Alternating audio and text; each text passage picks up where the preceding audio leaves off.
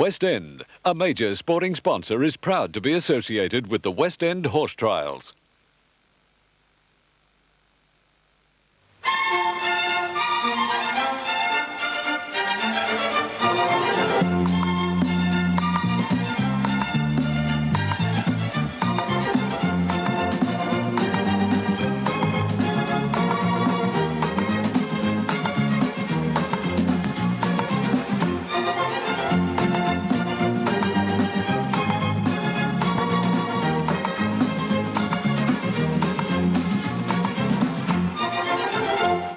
Good evening, everyone, and welcome to our final day's coverage of the 1983 West End Horse Trials.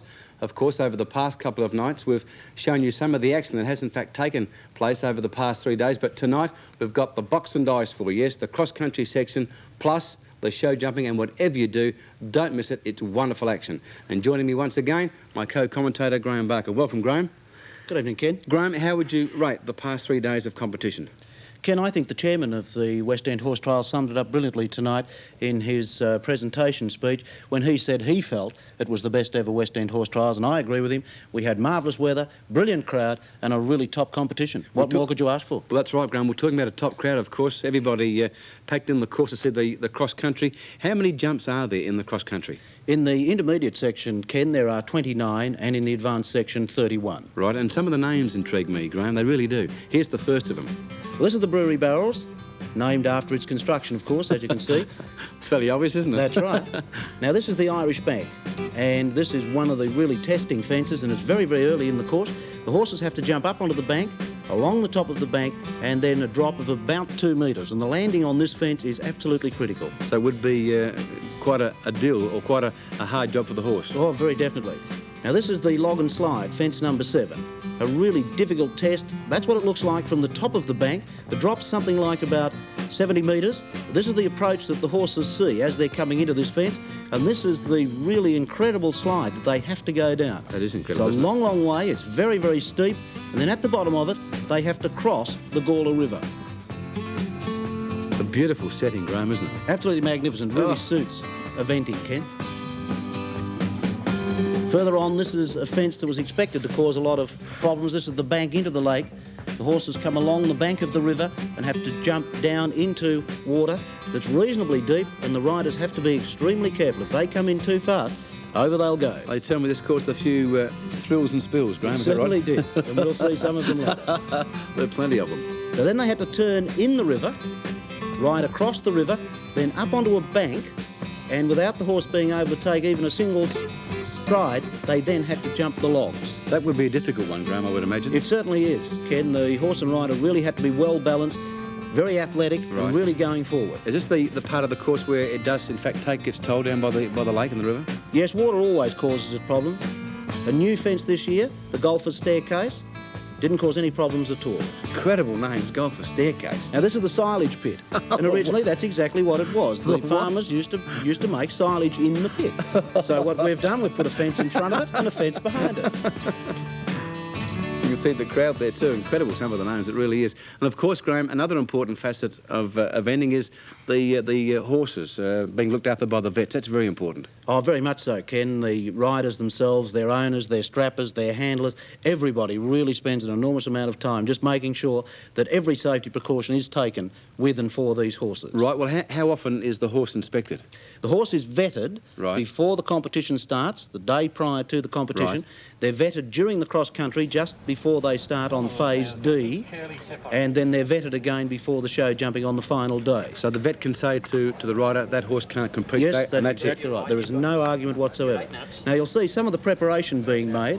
The horses here having a stud, a steel spike screwed into the horse's shoe, and that's to stop the horse slipping. You can see the rubber bell boot just above the horse's hoof. That's to stop the horse overreaching and cutting himself. So they do, in fact, have special shoes? Yes, they're a steel shoe. They're nailed onto the horse's hoof. There's no problem at all to the horse nailing it on. There's the stud being screwed in, tightened up, and that's to stop the horses slipping. It's very, very important and essential that they have a good grip.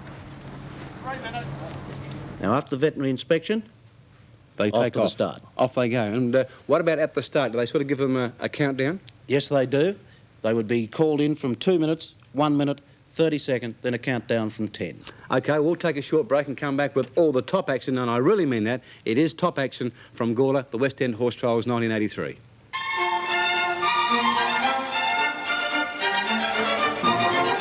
...1983 West End Horse Trials. Let's get straight into the action with the cross country.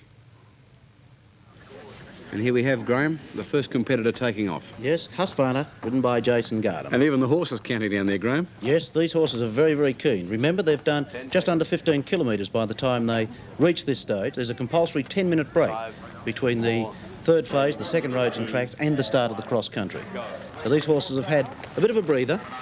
However, now it's really on in earnest. The actual course of this, Graham, is truly magnificent, with people taking up different advantage points around the course. Yes, from very early morning, the area was absolutely packed. The first fence, just to get the horses going, a little bit of a sighter. Swings out wide on the approach to the Irish bank.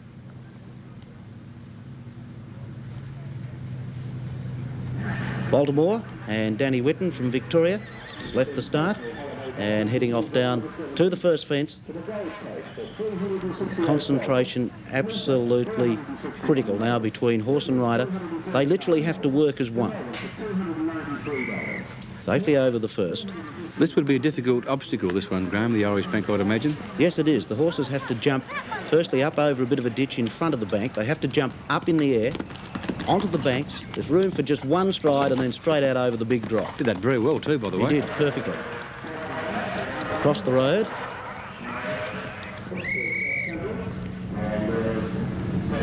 Isolator and Vern Poke from Tasmania. Siding up the Irish bank. Starts to move into the fence, preparation, checking the horse back, correcting stride, up onto the bank, the one stride, down off the bank, horse pecked just a little bit on landing. Marmalade and Peter Byrne really came in quite quickly. Landed safely, gathers all the reins up and heads off across the road. Graham, what's the penalty for a refusal? The first refusal is 20, the second refusal is 40, the fall of rider is 60, and for a third refusal, the penalty elimination. Gee, so it's pretty tough, isn't it? It certainly is. You can't afford to make a single mistake.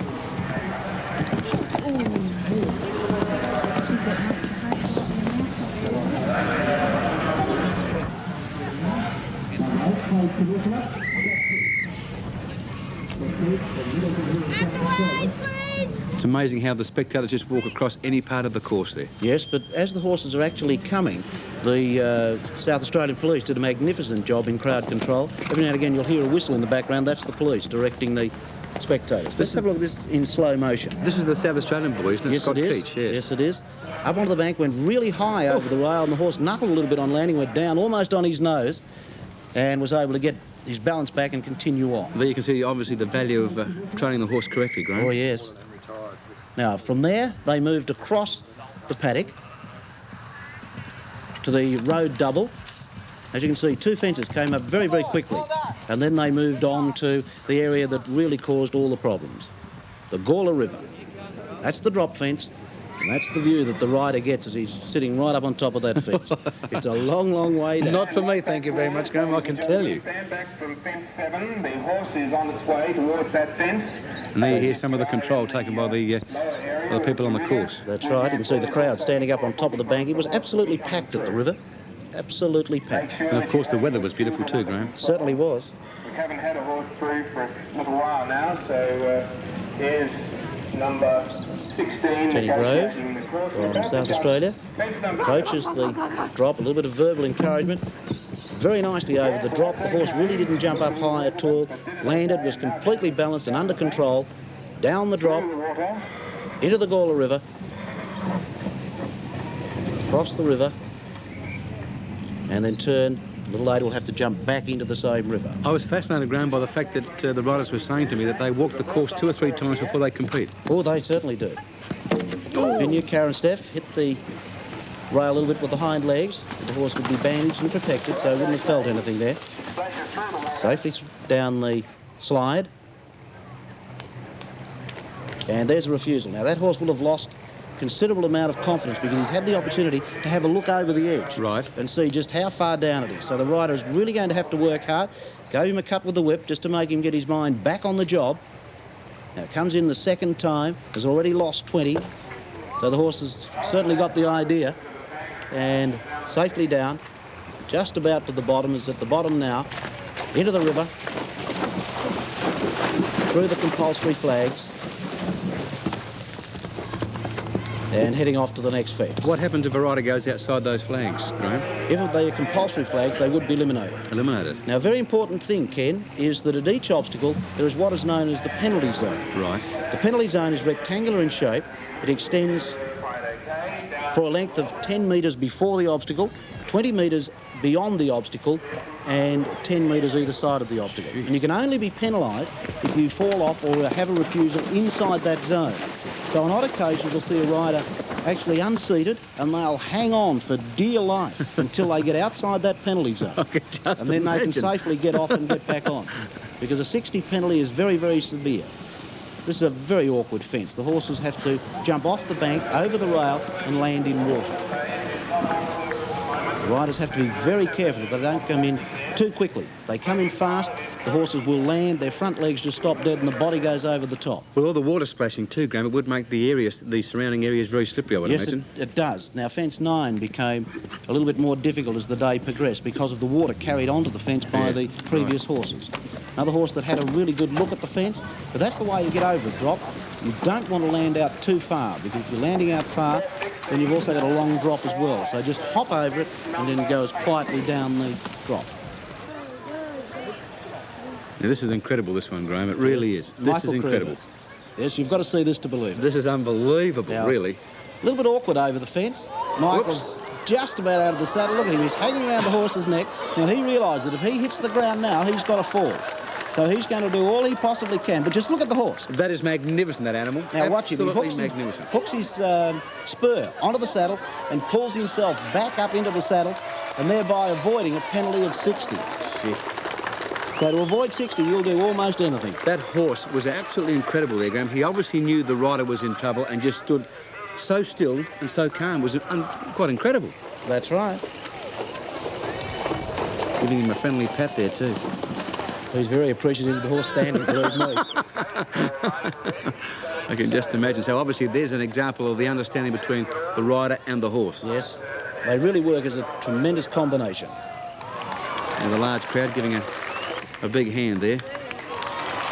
That is terrific, it really is. Well, that's some of the action. That was unbelievable, Graham, that performance there by Mortgagee. It really was. OK, we'll take another short break and come back and show you some of the big action, and it really is sensational with the water jump, so stay with it. We're about to see some magnificent action here now to the water jumps. This is quite unbelievable, Graham. It really is. Certainly is, and this is fence number 8. Very early in the course. Horses really haven't had an opportunity to really get going at this stage. Very nicely down into the water, and there's the bounce. Now the horse lands and takes off without taking a single stride. Incredible. Of course, Horses have to be extremely athletic, Ken, to get round these courses. and to be an early competitor in this section, Graham, would be very important. It can be an advantage, Ken, because quite often some of these fences, particularly where there's water involved, can get a little bit boggy. Now, there's a bit of an alternative. The horses can jump to the left as they're coming to the fence, Right. and it's a bit lower. But when they go to the left, they waste a bit of time. If they come straight towards us, they're taking a shorter course, therefore saving a bit of time. So this competitor's chosen to take the slightly longer course, but the simpler fence. Now, there was a refusal. So that's 20 points. So that's 20 points lost. Up onto the bank, and a pop, and over the rail.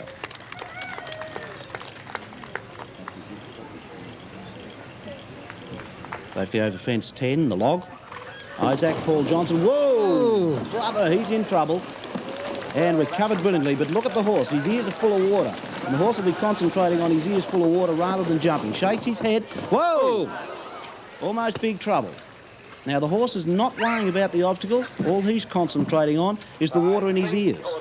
And it really, really worries a horse to have the ears full of water. Would it also be the fact that that bank would be now wet with so much water there, Graham? Could be. And Still have a slippery? little bit of an effect. Now he's got his mind back on the job. Up onto the bank, jumped a little bit awkwardly, but safely, and continues on. We have a spectacular. Going okay again, judging by the applause. Crenshaw, Malcolm Hatch. Whoa, he's almost in trouble too. Well, there could be a little bit of a hole or something developing on the landing side. Now again, had problems jumping up onto the bank, slipped a little bit, and has had a refusal at obstacle number 9. And when a horse refuses and has a few problems, they lose confidence, and the riders then really have to work very hard. Safely over the log and rail.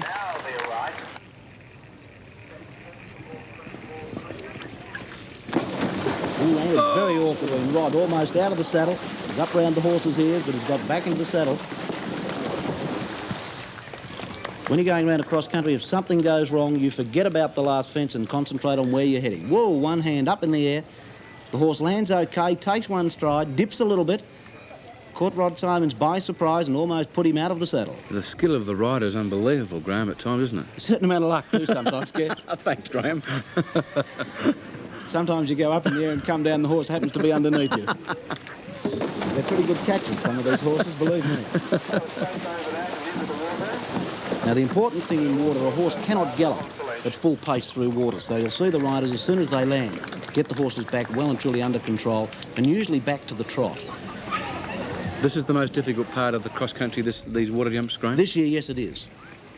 It's very early in the course. The horses really haven't had an opportunity to get warmed up and get going. And Legionnaire is making his way through the He obstacles. was almost in trouble.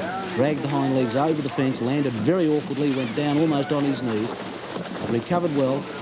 Gets up a little bit of impulsion, landed a little bit too close to the bank edge and was then unable, with a pop stride, to get over the rail. They have to land a little bit further up on the bank.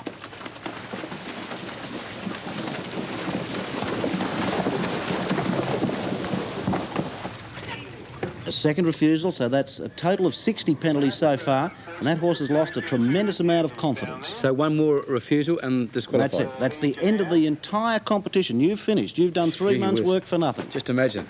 Yes. Now, another thing, in this competition, the horse has to carry the minimum weight of 11 stone 11 or 75 kilograms of metric ton. And that's a lot of weight for a horse to carry all that distance. Number 26 refused at 13, but is clear at 40. Cassian nicely into the water, back to the trot very quickly. Ooh, jumped awkwardly up onto the bank, but got out of it somehow. These horses, some of them are like cats, they're so clever. Incredible on their feet, aren't they? Yes, they are. Sam Bass, Morris Clark, Number 64 right up with the leaders. now clear and through. Whoa, he's gone a perler. Gee whiz. Whoa, that's a good fall. Like there's a great big hole there. Yes, good horse and rider up very quickly, no harm done whatsoever. Let's have a look. What went wrong? Came in, he appears to have taken off a long way from the fence. He's reached over it, landed, and gone straight down. Submerged under the water. Horse and rider gone completely under. Horse up very quickly. The horse's head has gone completely under. Look at him shaking the water out. He is flat back. Horses don't like their heads underwater at all. And all Morris is worried about is catching the horse and getting back on and continuing. Here's another one in trouble. Michael Riggs in real trouble. Landed, and then one stride, and down he went. There's been a lot of horses jumping into this water already. That's and right, a Graham. hole can develop. Now, that sort of messages will be getting back to the other competitors. Right. That there's problems at fence 8. Now, it'll become a bit of a bogey fence. Savile Row, Gilling landed very close, nicely over the drop. A little bit awkwardly, but safely up onto the bank and over the next fence. Now, this is where the really big crowd was, down at the river. Don't some of the riders ride their horses into the jumps, Graham, very vigorously? Well, you have to keep the horse going all the time. You must keep up the horse's impulsion. Jumped a little bit awkwardly up onto the bank and really had to reach for the spread. But the riders, they're concentrating on the next fence all the time. As soon as they land over one, they're looking for the next one.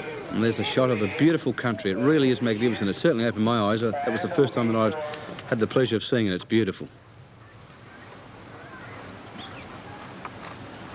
It's a reasonably simple fence just after the test into the river. And this is an interesting fence. That's the Para River Pen. And there's various ways that the riders can do it. Catherine's decided to apex it. In other words, she's jumped across the point of a triangle. Now, it's possible to come in the other direction and do a bounce, or Right. go in an opposite direction and do a single stride. Morning Light in Green Shields. Now, he's approaching the pen and he's been in the drink. Look at the water coming off the horse. He's had a fall. Now, he's taken the single stride. The single stride. Through the pen. Now, there is another way that we haven't seen as yet. Chris Gaddy from Western Australia.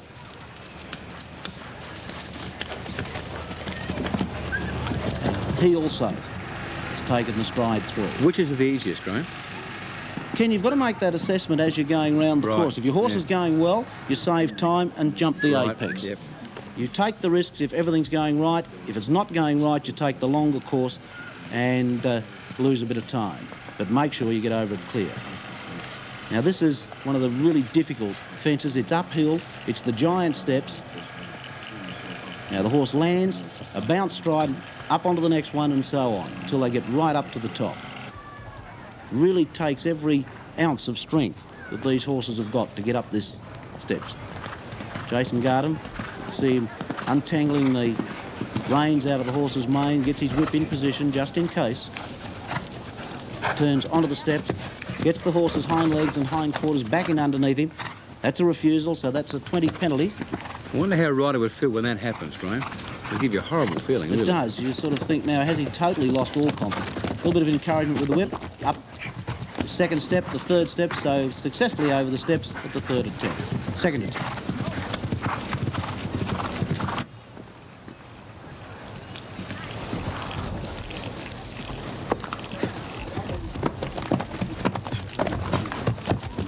So that's 13 fences. Gee There's whiz. still 26 or 28 to go, depending on which section you're competing in.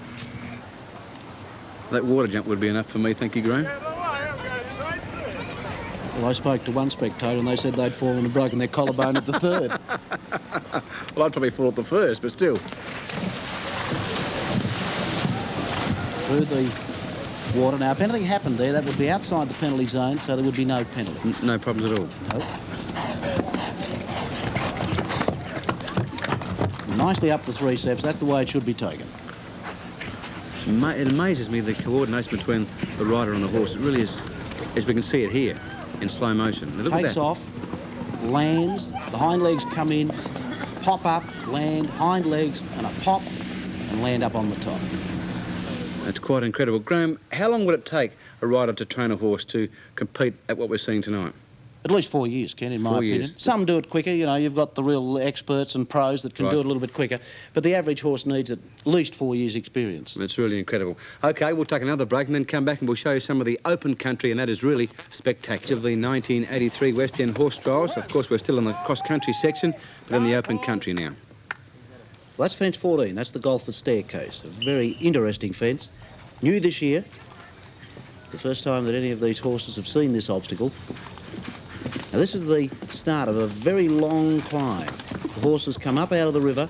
They would go for somewhere around about 1 kilometre, and in that kilometre they'd probably climb 200 to 300 feet, and it's a real test on the horses. Stamina, yes. So at that point, they're right down the bottom, and then they've got to climb from the river bottom right up to the top of the hill. And if the riders are not careful, they use far too much of the horse's energy coming up this big, long pool. There's about 3 or 4 fences going up the pool from the river right to the top. So it would be important, Graham, for the rider to pace the actual Very horse, definitely, yes. very definitely. Now, this is what the cross-country section is all about, is to test the rider's knowledge of the horse's pace Right. and how to use the horse's pace across country to best advantage. Now, it's taken off a fair way away, really reaches for it, and then just touches it with the hind legs on the way down. Now, we're right up on top of the hill now. That's the Walsh seat and then the Bentley gates. Now, these horses have really come up a very, very long climb. And the horses will be starting to really feel the pinch now. That's a beautiful animal, Graham. Yes, and by the look of him, he's had a spill in the water. What horse hasn't? Yes, that's right. So we're now up to fence 21, Matthews Maze. And this is an interesting fence. A double bounce, 3 fences, no room for a horse's stride. There's 3 different ways that the horses can take this fence.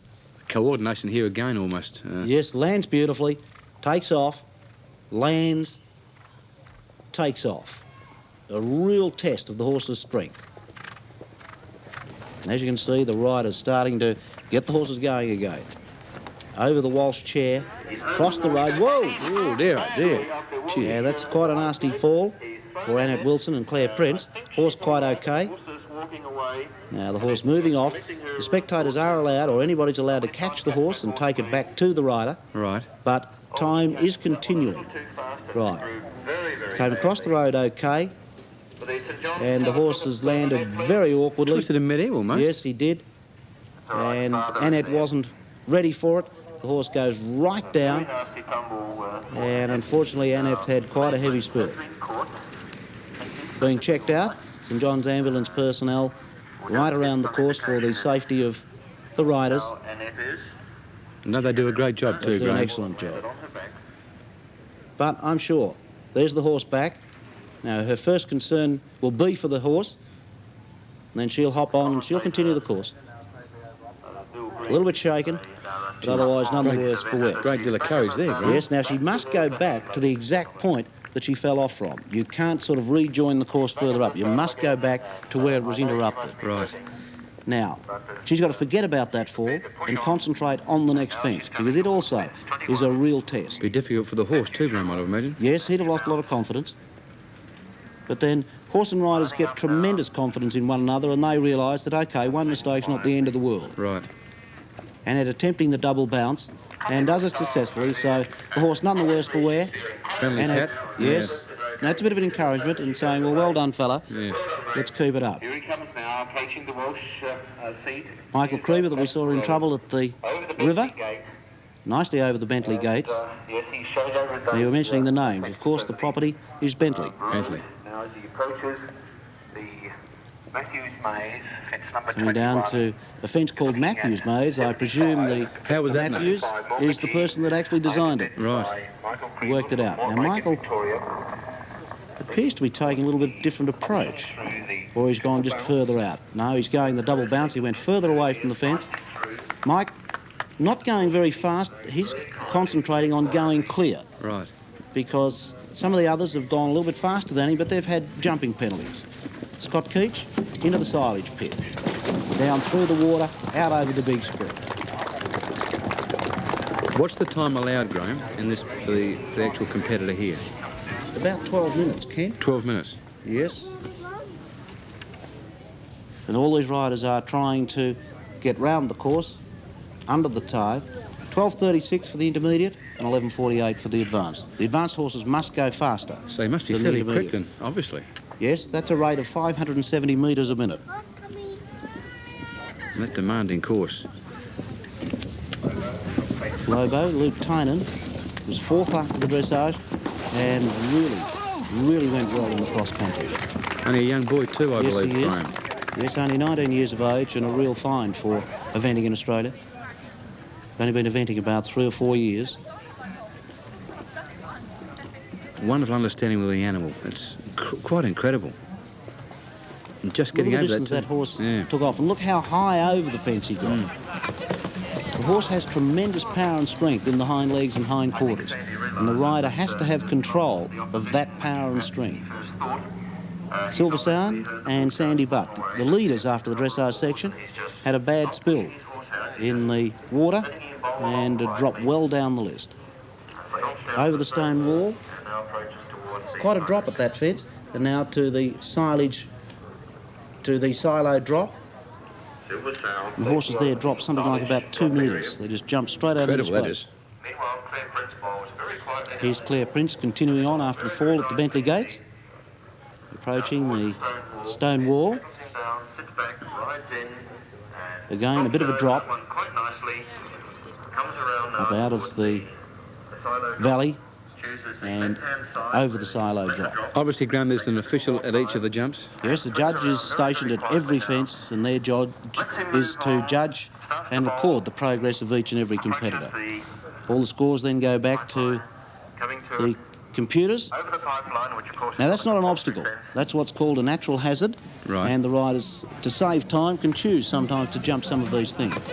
Getting towards the end of the course now, that's the Fort Knox wall, the sunken road, and then the post and rail. That's the second last fence. So they're getting very close to home now. There's some very tired I horses. was about to say the horse will be feeling the pinch now, Graham. Yes. Now, the sunken road's very interesting. Some of the horses were going to jump right across from bank to bank. Others decided they were going to drop into it and come up out of it, as Fernando and Vern Poke are doing. And some of the well-made plans went wrong. Up. So no problems at the And over. Knox wall. Now you can see Vern checking the horse back. It's his intention to just pop down into the sunken road, cross the road and back out the other side. But Fernando had a real good look at it.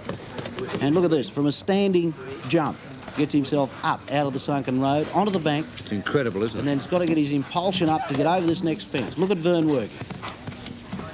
That would It's be only small, but it's uphill. and demanding on the rider too, Graham. Oh, very much so. Horse and rider really have to be tremendously fit. Last Tango, Barry Roycroft really had a good cross-country ride. Barry intended to go right across, but Last Tango had other ideas, and Barry had to really change his mind and completely change everything as he came down through here. See him riding on hard. He wanted to go from bank to bank. Last Right. Tango ducks down into it, and this has caught Barry completely by surprise, so he's really got to think very quickly to get everything back to get out over the next fence. Beautiful standing on the hills, looking out over the cross country to see these riders taking the obstacles. It's a And this is the magnificent fence. sight. This is the fence that everybody likes to see. That's the last. It's all over then. It's all over. Just a little bit of a gallop now, up to the finishing line. And Heath Ryan has completed. And that's what all these competitors really, really look forward to. They spend absolutely months and months training. Purdy, Rod Angel from Narracourt, he's really riding very hard into this last fence. Coming in very quickly. Starts to check back a little bit. Riding on vigorously. Whoa! She was almost in trouble. She really hit that fence hard, and Rod was almost put out of the saddle. Has a quick look at the stopwatch on his wrist. He's timed himself as he's gone round to see how he was going. Goes through the finish. Just canters a little bit further on to give the horse a chance to slow down. Let's have another look at that. Rod really riding on very vigorously. Saw the stride from a long way back.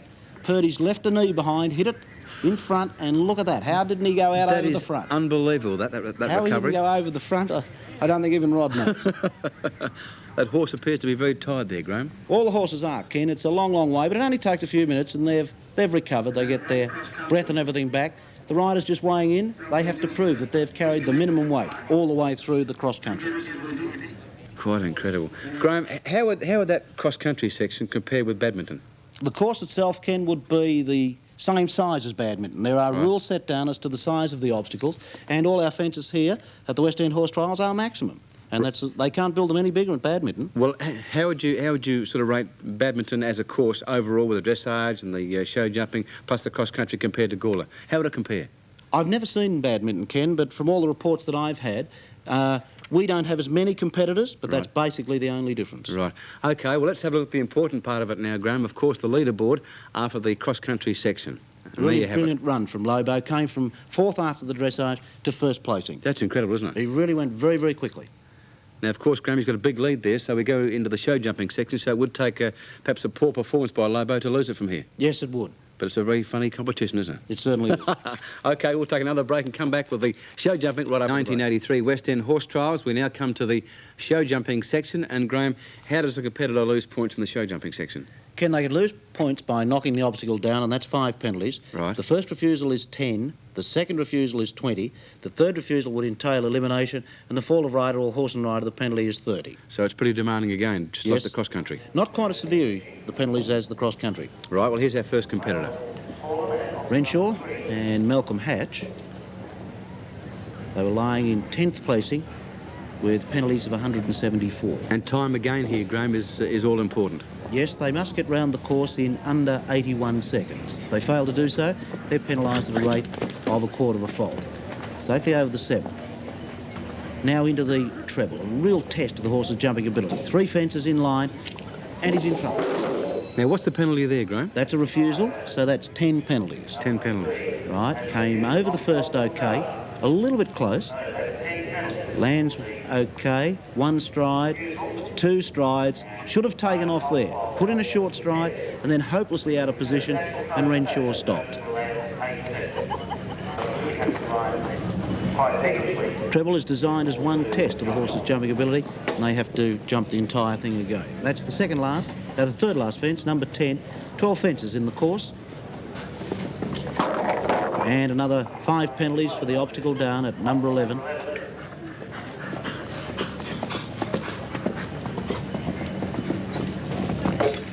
And safely over the last. He incurred 30 jumping penalties plus 8 time penalties for a total of 38 in the show jumping. Well, I wonder how Luke Tyner would be feeling, of course, leading into this section. It would be very, very nerve-wracking, I would imagine. It certainly is. Fernando, Vern Pope. That's the double. Obstacles 5A and B. There's only enough room for one stride of the horse in between each of the elements.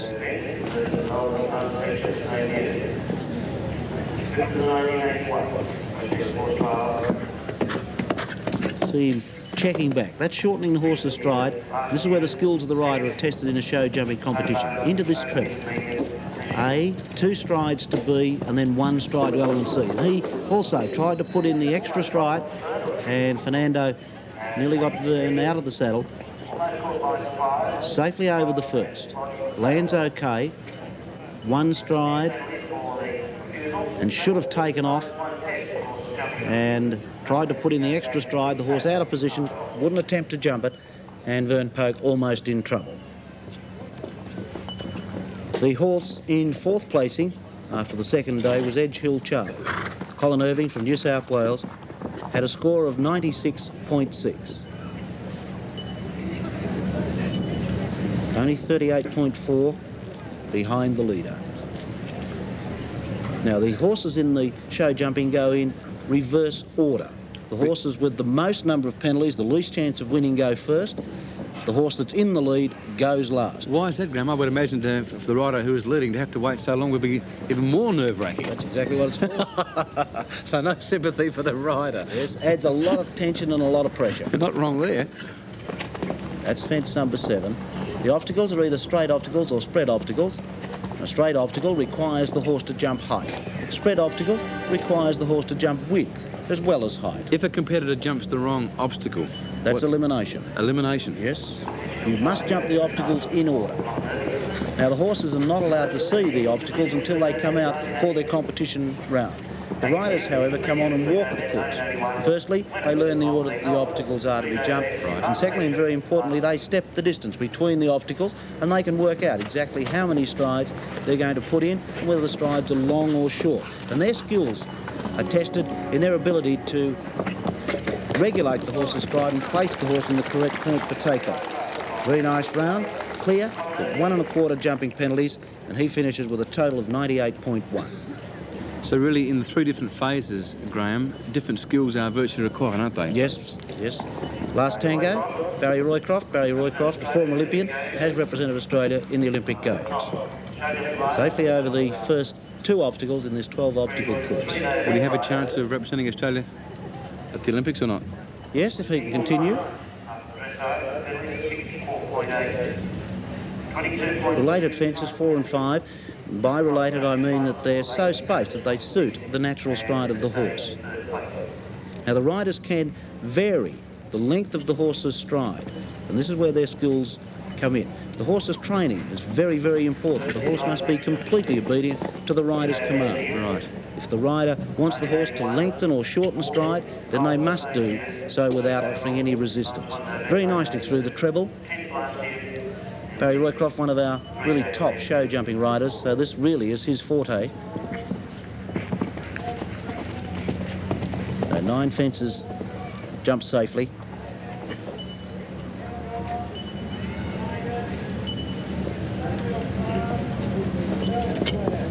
Safely over the second last.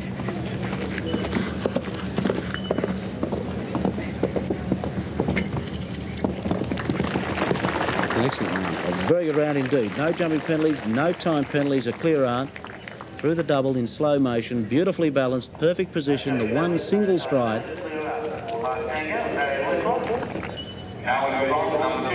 Jeopardy and Jenny Smith really had a brilliant round in the cross country.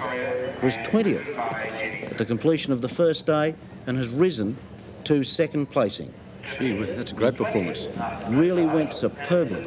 Didn't incur 1 single penalty across country.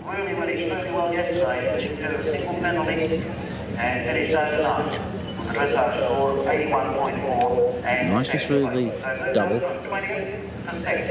during the cross-country section. Conditions were ideal too, Graham, today, weren't they? Absolutely perfect today. Jenny has a lead of 6.2 over last Tango, who's already jumped a clear round, so she can afford to have one row. fence down and still retain second placing.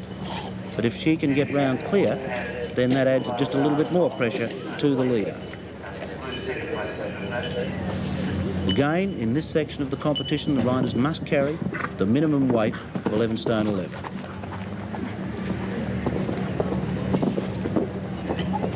And that's the body weight of the rider's costume and the saddle that the horse has to carry. If they can't make it with those three items, then they have to carry lead. The jumping's been very good, Graham, so far, hasn't it? Superb. But of course, these aren't the top horses, Ken. No. Safely over the last. A very nice round from Jeopardy. Jenny Smith, no jumping penalties, no time penalties, a clear round, so they finish the 3 days with their dressage score of 81.4. A really incredible performance. No jumping penalties, no time penalties, clear out. Final score after 3 days of competition. Now, of course, here's the pressure now, Graham, of course. Certainly is. Lobo, Luke Tynan was in 4th position at the completion of the dressage. A brilliant cross-country round yesterday. Only incurred a 0.4 of a penalty for time in the cross-country. That was his only fault, if you could call it a fault. And comes into the show jumping with a lead of 23.2. What would be going through his mind now, Graham? All sorts of horrible things. No, he'd be just purely concentrating. Right. He'd be completely oblivious to the crowd, the pressure, everything. All he's concentrating on doing is getting around this course. Safely. As soon as he jumps the last obstacle and he realises that he's won, what goes through your mind then is absolutely incredible. All of a sudden, everything comes back to you. It just becomes a reality. Well, for a youngster too, Graham. All got a little bit close to the first part of the double. Just pushes his skull cap back, tight on his head. So he's under a lot of pressure. Straighten the horse too, then. Into this very difficult treble. Gave him just a little tap with the whip. Shortened stride coming through the treble just a little bit. He's got through safely. Luke having all sorts of problems with his skull cap. A horse that not that long ago was a bit of a problem child. Is that right? Yes, it is. Luke had to get some assistance. Oh! Wrapped the brewery barrels, but nothing fell. Still clear. Second last, hit it. He literally has to fall over now to lose the 1983 West End Horse Trials. Comes into the last, takes off, lands safely, a brilliant round. No jumping penalties, no time penalties, a clear out. And so he finishes the 3 days of the West End Horse Trials with a penalty score of 58.2. Now watch him shorten stride, coming through the treble. Nicely over the second part, and the third, a brilliant run. Well, Graham, you were saying that the Luke did have trouble with Lobo initially. What sort of work did he do on the horse, you know, or what sort of advice did he seek? Well, he went out and there's very good equestrian family in Wyong, Maureen Walker, and she gave him quite a deal of assistance, particularly with the dressage side of it. Amazing. And the training. Well, he certainly had a magnificent 3 rounds. Let's have a look at the board as it stands, of course, at the end of the West End Horse Trials for 1983, Graham, and there we have our winner. Yes, a really brilliant performance from Lobo and Luke Tynan. From 4th place in the dressage to 1st placing after the cross-country. Certainly a fantastic performance. OK, we'll take a short break, and then Graham Barker, of course, will be talking to our lucky winner, Luke Tynan. The winner of the advanced section of the West End Horse Trials for 1983 from New South Wales, Luke Tynan, riding Lobo. Luke, you're only young. How old are you? 19. How many years have you been competing in 3-day events? About 4 years, 5 years. Is this your first major win? Yeah. Luke, the first day, the dressage section, were you pleased with your performance there? Oh, yeah. I could have done better, I think. You think you could have done a little bit better? You were 4th, only Yeah. 6 points behind the leader. Yeah. On Saturday night, had you worked out any plan on how you were going to attack the cross-country section? Well, everything changed once I got there because all the water fences became really boggy. And on landing, a lot of horses were tripping and falling and going in. So you had to be careful and change your strategy a lot. Now, you were at the start and you realised that the horse that was running 1st and 2nd, they'd already gone and got into trouble. Did that change your plan, or did you still ride it exactly the same way as you'd planned the night before? I still rode it as hard and fast, but fences, I jumped in different positions and different ways to be a bit safer and a bit more careful. and try not to make the same mistakes the other riders did make. Luke, you had a very good lead overnight. Any worries at all this morning with the horse? Yeah, there was a few. He pulled up a bit lame. He staked himself in the back tendon and it swelled up a fair bit. And we pulled him out of the stable, walked him around, and he wasn't too lame, so we sort of warmed him up and he was right after that. He was able to continue. What's it like sitting out in the marshalling yard watching them all go? I was rather nervous, shaking a bit. You had a pretty fair lead, so you had a few rails up your sleeve. Do you have any anxious moments at all? Yeah, I was a bit worried a few times. Like on the practice fences, I wasn't very confident at all. Once he got out here, everything was right. He just went really well. Luke, once again, congratulations. Just before we close, what about the future? Well, I don't honestly know about that yet. Just have to wait and find out. Congratulations and best of luck for the future. Thank you very much. Thank you. Graham Barker there talking to the winner of the 1983 West End Horse Trials, Luke Tynan. And obviously, Graham, a boy with a great deal of future. Kenny's got the world at his feet. Amazing. He can go almost anywhere. Incredible. Well, also, Graham, before we do go, we've got the results of the intermediate section and also the teams event. Yes, the intermediate section was won by Karen Steff from Victoria, riding a horse called Binya. Right. And the teams event, for the first time ever, was won by South Australia. Isn't that great news? They're absolutely delighted. The 25th year of the West End Horse Trials and South Australia Victoria. It's taken us a long while, Graham, 25 years, isn't it? The teams didn't actually start at the first year, Ken. They've been going something like about 15 years. 15 years, so it's taken us a long while, 15 Yes, it years. has. So well done, South Australia, winning the teams event there of the 1983 West End Horse Trials. Graham, thanks for your company. Can we look forward to having you back in 1984? I certainly hope so, Ken. And of course, the big news, we in fact host the World Championships in 1986. That'll be a great event at Gawler. Well, the Australian public will have the chance of seeing the top horses and riders in the world competing here in Australia. And it's a great thing for equestrian sports. That's fantastic. Graham, thank you for your time. And we certainly hope the people at home have in fact enjoyed our coverage of the 1983 West End Horse Trials. Good night, everyone.